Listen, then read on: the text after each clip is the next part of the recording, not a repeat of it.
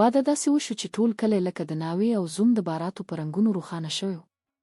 د اوږدې او ستړې ورځې وروسته کله چې ټول مراسم پای ته ورسېدل، خالد د خپل کوټې په لور روان شو. په سینه کې د زړه درزا تیزه شو. د هغه ناوې د هغه انتظار کاوه. ناوې په کټ کې ناسته و، مخې د ټیکري لاندې پټ و. د خالد زړه په درز وهلو شو. ورو ورو نږدې شو او په ډېر نرم اواز یې ویل: بالاخره زما عنایه. هغه په لړزېدلو لاسونو ټیکری پورته کړ او ساه یې په ستوني کې ودرېده. دا د عنایه مخ نه و. هو، مخې ته یوه نجلۍ وه، خو هغه نرۍ، نازکه او د سپوږمۍ په شان عنایه نه وه، بلکې یو بل څوک و، یو ناپېژندل شوی دروند اندام لرونکی څوک. خالد 2 قدمه شاته ولاړ، لکه چا چې په سینه کې غشی ویشتلی وي.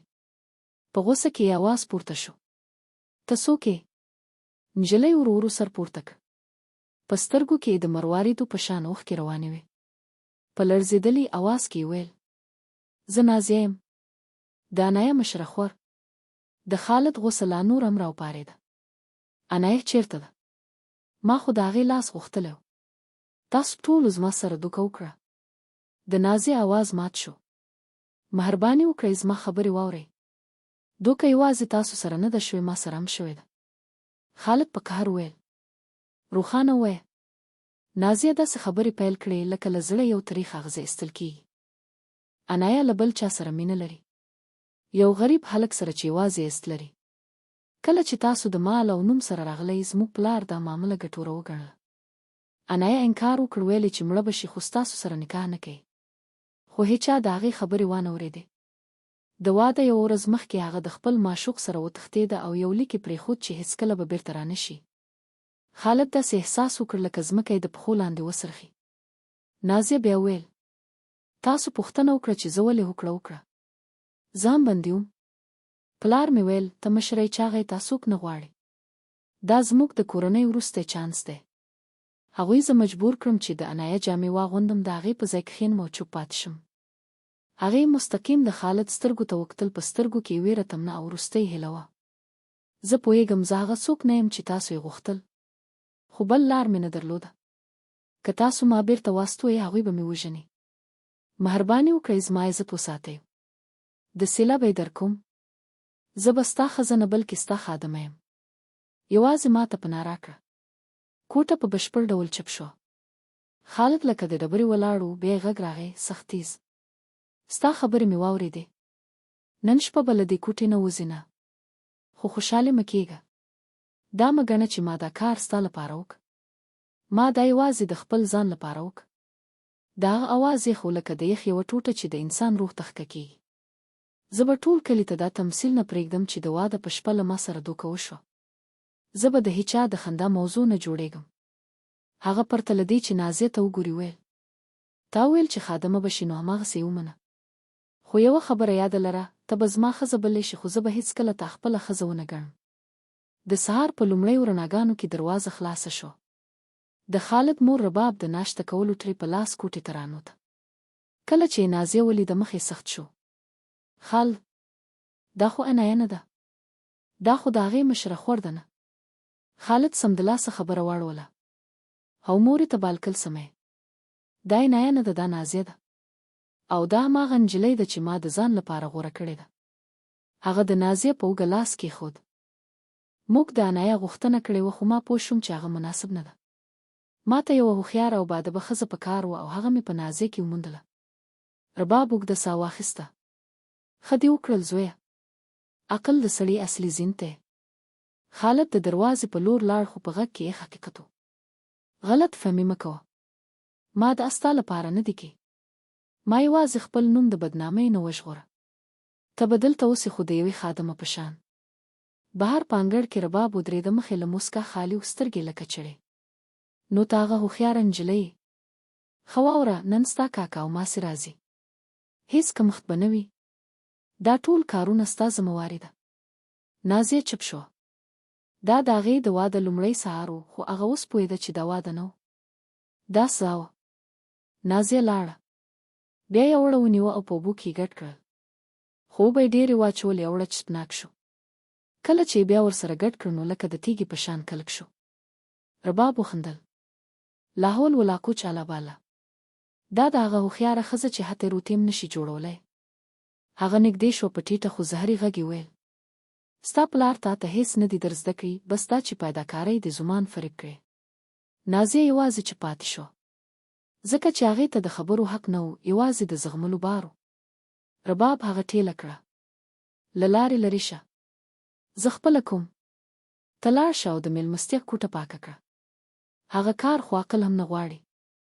نازیه لړزېدل او له پخلنځي وتله. د ماسپښین په تېرېدو مېلمانه راتلل پیل شول. نازي په ور ور د کافي ټرې پورته کړ او کوټې ته ننوته. قدمونه یې لړزېدل. د ټولو سترګې پرې ښخې شوې. په هوا کې پټ پټ خبرې لکه د غشو غوندې خپرېدې. دا هماغه ده. موږ خو اورېدلي وو خالد د هغې په ښکلا مین دی. دا خو د هغې مشره خور ښکاري. بیا د خالد ماسي چې ژبه یې د چړې په شان تېره وه په ټولو کې ویل: ښه نو ناوې راغله. موږ خو اورېدلي وو.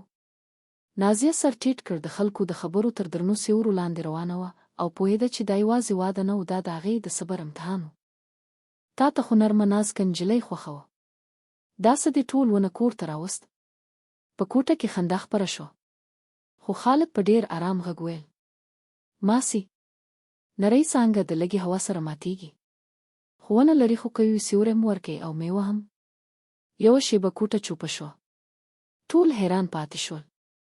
حتی رباب هم د خپل زوی په لور په تعجب وکتل. د نازیه په زړه کې یو څه نرم شو. یو عجیب تود احساس. ماښام چې شو مېلمانه لاړل او په کور کې چوپتیا خپره شوه. کله چې نازیه د پخلنځي د صفایي لپاره دننه شوه، رباب مخکې له مخکې هلته ولاړه وه، سړه کلکه او منتظره. هغې په طنزي انداز ویل: واه، د میوې لرونکې ونه دې مبارک شه. تا زما زوی زما پر ضد ودرولو.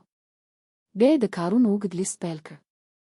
سبا له مرغانو مخکې پورته کېږي، له لرې کوهي نه اوبه راوړې، د کور کوهي ته به لاس نه وروړې، اوړه به ګنډې، د څارویو باره به پاکوي، له سیند نه به جامې وینځې. ټول کارونه ستا دي. زما لمسیان به داسې ښځه نه روزي چې بېکاره وي. نازیه سر ټیټ کړ او ټولې خبرې واورېدې. دا کارونه د 10 کسانو برابر وو. په سختۍ یې ویل: هو، پوه شوم. هغې ته ښه معلومه وه چې دا یوازې کار نه و. دا د هغې د صبر، د هغې د ژوند ازموینه وه. او د هغې په زړه کې د پلار دروغ د خور ژوند ورغورو دروندېده. هغه شپه نازیه په ذخیره خونه کې ویده شوه. سړه هوا یې تر هډوکو ورسېده. هغې زنګونونه سینې ته نیولي وو او چوپه ناسته وه، یوازې او خاموشه. راتلونکې ورځ د هغې د ازموینې پیل و. لرې کوهي ته تلل، درنې مټکې په اوږو خټې لارې، د هغې نازکو لاسونو کې تاونه، د څارویو باره پاکول، دا ټول د هغې لپاره قصدن سپکاوی و. د سیند تر غاړې پورې نیم ساعت لاره وه. یخه او لړزېدل ګوتې. د هغې بدن ورو ورو ستړی کېده، خو کارونه نه تم کېدل. پورته له بالکوني خالد د هر څه کتل. هغه ولیدل چې نازیه څنګه په قدمونو کې لړزېږي، څنګه یې لاسونه زخمي شوي دي. په زړه کې یو څه خوږ درد تیر شو. خو هغه خپل احساسات ټینګ کړل. دا د همدې وړ ده. خو بیا هم د هغې ستړې چال او د درد نښې له ذهنه نه وتلې. رباب غوښتل هغه مات کړي، خو ناخبره یې هغه بدلوله. نازیه ورو ورو بدلېده. سخت کار، لږ خوراک، هر څه بدل کړل. زاړه جامې لوی شوې، بدن یې سپک شو، قدمونه یې نرم شول. خالد اوس هغه له پخوا بل ډول لیدله. هغه نور سترګې ترې نه شو اړولی. هغه اوس نازیه ته په داسې نظر کتل پیل کړي و چې پخپله هم پرې نه پوهېده. هغه ډېر وخت په کونج کې ناسته وه او پاتې شوني خواړه به یې په خاموشۍ خوړل، پرته له کومې ګیرې. یوه ورځ خالد له کوره ژر راستون شو. د څارویو د باره تر څنګ یې هغې ته پام شو. نازیه د وچو واښو پر سر ناسته وه، مخ یې د لمر له تاوده رڼا بېرنګه شوی و. په لاس کې یې د وچې ډوډۍ یوه کوچنۍ ټوټه نیولې وه، هماغه یې د شپې خواړه وو. مخکې یې یوه وړه لړزېدونکې پیشو ناسته وه. نازیې خپله ډوډۍ په اوبو کې لمده کړه، په 2 برخو یې ویشله. لویه برخه یې د پیشو مخې ته کېښوده او خپله یوازې د وړې ټوټې سره د لوږې آرامولو هڅه کوله. خالد له لرې د هر څه کتل، په بشپړ ډول بې حرکته. هغه ښځه چې په کور کې ورسره د حیوان په شان چلن کېده، چې هره ورځ د تیږې په شان کار کاوه، چې خپله په سختۍ خوراک کاوه، هماغه ښځه د خپلې لوږې نه زیات د یوې وږې پیشو درد احساساوه. د خالد په سینه کې څه تیز شي پرېښودل، دا غوسه نه وه، دا شرم. هماغه ماښام رباب په پخلنځي کې په کار چیغې وهلې چې اوړه ژر ختمېږي. د همدې شور په منځ کې له څو اونۍ وروسته نازیه په ډېر ټیټ غږ خبرې وکړې. مورې، که موږ د مزدورانو د ډوډۍ لپاره په سپینو اوړو کې لږ وربشې ګډ کړو نو ډوډۍ به مو ډېر سیر کړي او نیم غنم به مو. د سپینو زرو په شان رباب هغې ته داسې وکتل لکه کوم سوالګر چې حکم ورکړی وي. ته له کله د انبار کارونه پوهېږي؟ چپ شه اوړه ګنډه. خو هماغه وخت د خالد غږ راغی، کلک روښانه او پرېکنده. ودرېږه مورې. هغه نازیې ته په عجیبه نظر وکتل، بیا یې ویل: هغه سموئ. وربشې ارزانه دي او سړی هم پرې ښه مړېږي. له سبا نه به همداسې کېږي. دا لومړی ځل و چې چا د هغې خبره واورېده او پرې باور یې وکړ. د رباب په مخ کې د کرکې نوې کرښه راښکاره شو. نازیه په لومړي ځل په کومه خبره کې بریالۍ شوه او دا رباب ته هیڅ خوښه نه وه. بل سهار رباب پرېکړه وکړه چې نازیه له کوره تر ټولو لرې ولېږي. پورته کلي ته نن بازار دی. دا پنیر واخله او پلور او دا لیست شیان راوله. پیاده به ځې؟ اس ستا لپاره نه دی. پورته غرونو ته 3 ساعته لاره وه. نازیه درنه ټوکرۍ پورته کړه او په چوپتیا روانه شوه. هماغه ورځ خالد هم د اسونو د سودا لپاره هماغې سیمې ته تللی و. د ماسپښین په ګرمو کې کله چې راستون کېده لنډه لاره یې ونیوله. لرې یو یوازې سیوری ورو ورو روان و، لکه پښې له درانه بار سره کش کېدې. هغه نږدې شو. هغه نازیه وه. ټوکرۍ یې لا درنه شوې وه. د خوراک تخمونو او کور سامان. له خولې خولې بهېدلې وې، ټیکری شاته خوېدلی و او ویښتان یې په هوا کې نرم خوځېدل. خالد ناڅاپه ودرېد، لکه دا چې هغه یې هېڅکله نه وي لیدلی. دا هغه درنه بېوزنه نجلۍ نه وه چې د واده په شپه یې رد کړې وه. دا هغه بېوسه خادم هم نه وه چې مور یې هره ورځ سپکاوی ورته کاوه. دا یوه ښځه وه چې درد او کار ته یوه نوې کلکسیره جوړه کړې وه. مخ یې روښانه و او د ګال هډوکي یې څرګند شوي وو. په سترګو کې لوی لمدې او ژورې اوښکې وې، د یوې داسې ښکلا سره چې له درد څخه زیږېدلې وه. نازیه هغه ته وکتل او سمدلاسه یې سر ټیټ کړ، لکه ځان یې د بل سپکاوي لپاره تیاراوه. خو خالد هېڅ ونه ویل. یوازې یې هغې ته کتل او په هغه نظر کې نه غوسه ونه سپکاوی. هغه له اس نه ښکته شو. په ورو نږدې لړزېدلو لاسونو یې له نازیې څخه درنه ټوکرۍ واخیسته، په خپل اس یې کېښوده، بیا یې په ټیټ خو دروند غږ ویل: زما مخکې لاړه شه. اس به ستا بار یوسي. هغه ورته ونه ویل چې په اس کښېنه، ځکه دا به د هغې لپاره ډېر لوی کار و، خو د هغې بار یې واخیست. نازیه مخکې روانه وه او خالد شاته د اس سره روان. د کور په دروازه ماښام رالوېدلی و. په انګړ کې رباب ولاړه وه، منتظره. کله چې یې دا صحنه ولیده مخ یې سره شو. خالد پیاده روان و، د نازیې درنه ټوکرۍ د اس پر شا وه او نازیې لومړی ځل له خالي لاسه کور ته داخله شوه. رباب لکه په ګرمو اوبو سوځېدلې راټوپ کړه. رازه شهزادګۍ، سفر دې ستړی نه کړ؟ ښه سفر و. نازیې سر ټیټ کړ. رباب بیا په زهري خندا وویل: ښکاري اوس درته بار وړل سخت شوي دي. سبا شاید موږ ته اړتیا وي چې تا په شا راوړو. خو هماغه وخت خالد په ارام خو درانه غږ ویل: دا بار زما او اس هم زما دی. ما خپل شیان خپل اس باندې کېښودل. په دې کې څه ستونزه ده؟ رباب د څه ویلو لپاره خوله پرانیسته، خو خالد یې خبره پرې کړه. هغه 6 ساعته په لمر کې تللې ده، زما د ځمکې د تخمونو او زما د کور د خوراک لپاره. لږ تر لږه بار خو اس یوسي، هغه نه. رباب لکه د تیږې ولاړه پاتې شو. خو دا یوازې خاموشي نه وه، دا د یوه بدل شوي توازن لومړی ټکان. خو له هغې څخه هم زیات حیران نازیه وه. دا لومړی ځل و چې خالد هغې ته څه ډول عزت ورکړی و، او دا دروغ نه و، هغه واقعاً د هغې د سخت کار دفاع کوله. خالد هغې ته وکتل. دا سامان پخلنځي ته کېږده. بیا یې خپلې مور ته مخ کړ. نن هغې ډېر کار کړی دی، پرېږدئ چې استراحت وکړي. دا خبرې د رباب لپاره له سپې هم زیات درد لرونکې وې. راتلونکې ورځ رباب خپل کار په یو پټه او زهرجنه خاموشي بدل کړ. هغه په عجیبه ډول ارامه شوه. نن لرې کوهي ته مزه. لرګي هم راوړه. نازیه حیرانه شوه. مننه مورې. رباب په مصنوعي نرم غږ ویل: نه، خالد راته ویلي چې ته استراحت وکړې. زه نشم کولی هغه خپه کړم. ته اوس د کور ښځه یې. ارام وکړه. زه به ستا خدمت وکړم. خو د هغې په سترګو کې اور او په خوله کې مسکا. څو ورځې وروسته خالد د ماښام ډوډۍ لوی مسؤلیت نازیې ته وسپاره. هغه یو مهم سوداګریز تړون کړی و او مېلمنو ته یې ډوډۍ په کار وه.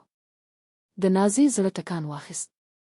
او د ساده شیانو څخه یو نوی خوند جوړ کړ، داسې څه چې د مجبورۍ نه بلکې د هوښیارتیا او هنر بوی درلود. میلمانه د دعاو او مسکاو سره ولاړل. خالد د خونې په منځ کې ودرېد.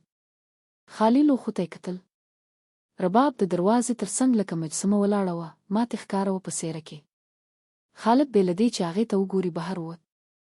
نازیه ورپسې ورسېده. هغه وګرځېد. په سترګو کې نرمي وه، خو له حیرانتیا ډکه نرمي. څنګه و؟ د هغه غږ نرم و. پخلنځی خو خالي و. بیا دې دا هر څه څنګه جوړ کړل؟ نازي په ارام د باد په شان نرم غږ ویل. چې څه پاتې و هماغه مې جوړ کړل. یوازې مې غوښتل ستاسو کور وږی پاتې نه شي. خالد هغې ته ډېر وخت کتل. دا هماغه نازیه وه چې هغه به یې درنه وبله او له پامه به یې غورځوله، چې د خادمه ژوند ته اړ شوې وه. خو اوس هغه د سخت کار، درد او صبر له لارې بدله شوې وه، نرۍ که ښکلې، له دننه او له باندې دواړه. خالد ورو د خپلې کوټې لور ته اشاره وکړه. ما تېروتنه وکړه. غږ یې مات و. ما هغه وخت تېروتنه وکړه چې فکر مې کاوه ارزښت یوازې په مال کې دی.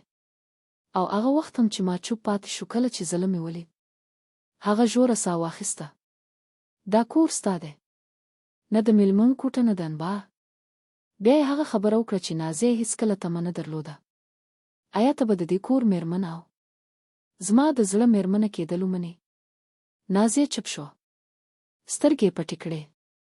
د هغې په مخ چې اوس له ستړیا سره سره ښکلا پکې روښانه وه، یوه خاموشه خو له بریا ډکه موسکا خپره شوه. دا د هغې بریا وه.